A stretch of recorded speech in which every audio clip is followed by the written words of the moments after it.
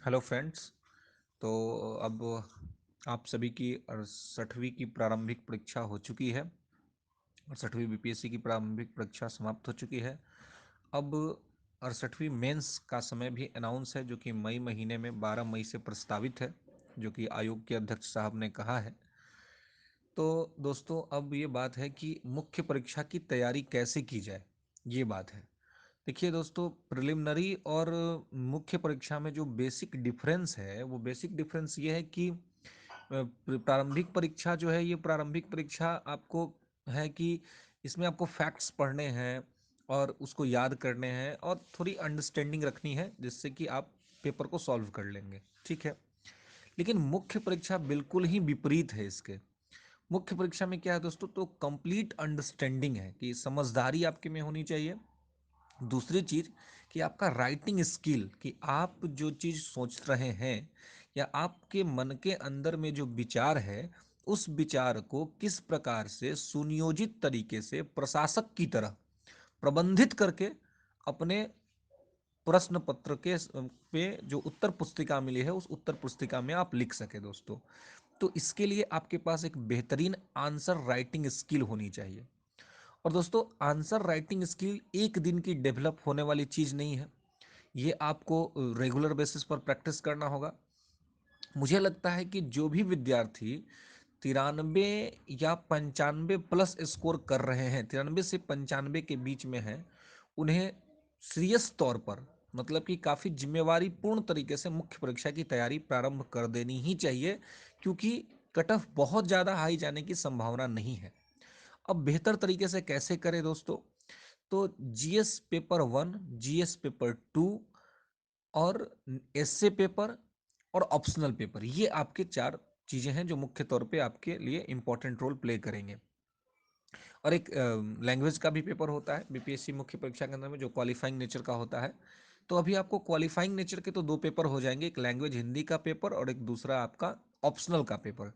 Optional का paper friends जो है वो आपका 100 नंबर का होगा, 2 घंटे का, जिसमें आपको ऑब्जेक्टिव टाइप में ऑप्शनल के पेपर्स आपसे पूछे जाएंगे। ऑप्शनल पेपर को तैयार करने के लिए मुझे लगता है कि अगर आप 10 साल के जो भी आपका ऑप्शनल पेपर है, जनरली मुख्य तौर पे हिस्ट्री लोग रखते हैं, तो हिस्ट्री का नेट जेआरएफ का जो जो पेपर हुआ है, उसके 10 साल के पेपर को अगर आप ठीक ठाक तरीके से प्रैक्टिस कर लेते हैं, तो आपको ऑप्शनल में जो पास क्वालिफाई करने में आपको प्रॉब्लम नहीं होगी दोस्तों। मेन है कि जिससे आपका मेरिट बनेगा, मेरिट बनने वाला पेपर है जीएस पेपर 1, जीएस पेपर 2 और एसए का पेपर।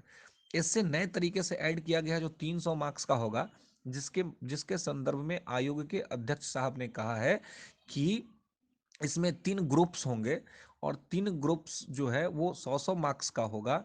और इसके अंदर में जो है आपको एसए के 4-4 टॉपिक्स दिए रहेंगे, जिसमें से जो 2 ग्रुप होगा वो यूपीएससी के मॉडल पे होगा और एक ग्रुप होगा जिसमें कि बिहार के संदर्भ में आपसे चीजें पूछी जाएंगी फ्रेंड्स। तो ये आपको जो है यहाँ पर ध्यान रखना है। ठीक है। तो अब जो है फ्रेंड्स कि जीएस पेपर 1 और 2, जीएस पेपर 1 और 2 के लिए आपके पास अच्छा और सारगर्भित नॉलेज होना चाहिए, एक बेहतरीन आपके पास नॉलेज होनी चाहिए हिस्ट्री का, आर्ट एंड कल्चर का, बिहार के संदर्भ में विशेष करके आईआर और करंट अफेयर्स का लिंक होना चाहिए। और पेपर 1 के अंदर में जो डीआई का सेक्शन है वो आपका बेहतरीन चाहिए, क्योंकि वो 72 नंबर आपके लिए बहुत इंपॉर्टेंट होगा, बहुत ही ज़्यादा इंपॉर्टेंट होगा आपके रिजल्ट के लिए फ्रेंड्स।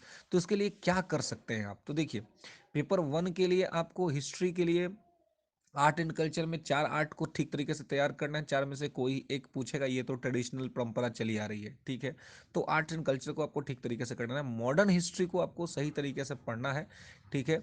और आपका जो मॉडर्न हिस्ट्री का जो नेहरू, टैगोर, गांधी, इनकी जो आइडियोलॉजी है, उस आइडियोलॉजी को अच्छे तरीके से आपको प्रिपेयर करना होगा, क्योंकि उस आइडियोलॉजी से क्वेश्चंस आपको बनता है फ्रेंड्स। तो इस आइडियोलॉजी को ठीक तरीके से आपको पढ़ना होगा। और जो पेपर 2 है, पेपर 2 के अंदर में जो पॉलिटी है, इकोनॉमी है, ज्योग्राफी है और साइंस टेक है, तो इन सभी चीजों के बारे में भी आपके पास सारगर्भित नॉलेज होनी चाहिए। और मुख्य परीक्षा केवल नॉलेज का गेम नहीं है कि आपको बहुत अच्छा नॉलेज है, बहुत अच्छी जानकारी है, तो आप मुख्य परीक्षा पास कर जाएंगे, ऐसा कुछ नहीं है। मुख्य परीक्षा पास करने के लिए सबसे जरूरी बात है वो है आपकी राइटिंग स्किल, कि आप कितना अच्छा लिखते हैं, आपके अंदर के जो विचार हैं वो विचार आप कितने अच्छे तरीके से रख पा रहे हैं, वो बहुत इंपॉर्टेंट है फ्रेंड्स। तो इसके लिए जो है आप क्या कर सकते हैं, तो इसके लिए आप रेगुलर बेसिस पर आंसर राइटिंग प्रैक्टिस, रेगुलर रोज एक आंसर लिखिए, उसको चेक करवाइए। जो भी आपके टीचर्स हैं, जो भी आपके गाइडलाइनर हैं, पाथ फाउंडर हैं, उनसे आप उसको रेगुलर बेसिस पर चेक कराइए और देखिए कि आप अपने आंसर को कितना ज़्यादा इम्प्रूव कर सकते हैं। क्योंकि मेंस का नंबर ही आपके लक्ष्य को तय करेगा कि आपका लक्ष्य आपको प्राप्त होगा कि नहीं होगा। तो इसके लिए आपको ये चीज़ जो है सो फ्रेंड्स तैयार करना पड़ेगा, रेगुलर बेसिस पे आपको प्रैक्टिस करनी होगी। और इसके बाद जो निबंध का पेपर है फ्रेंड्स, मैं जल्द ही निबंध पे आपसे बात करूंगा कि निबंध को आपको किस प्रकार से कैसे कर सकते हैं। ठीक है फ्रेंड्स,